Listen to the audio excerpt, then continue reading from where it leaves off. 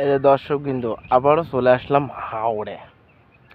হাওড়ে আসলাম কি কারণে আপনারা কি জানেন?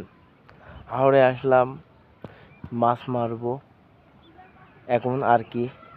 এই যে মারবো আর কি, গাবলায় জাল নিয়ে এসেছি হাওড়ে। এখন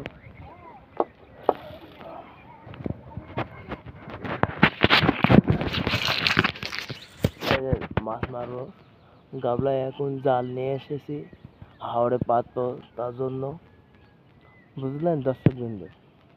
এই হাওড়ে জাল পাতবো, গাবলায় জাল নিয়ে এসেছি, ফাঁস জাল।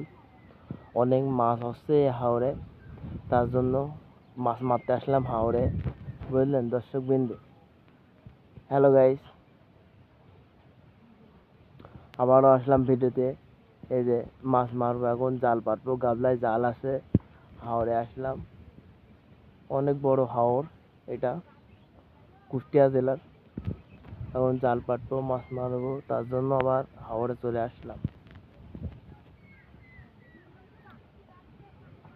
আবার পরবর্তী ভিডিওতে আসবো।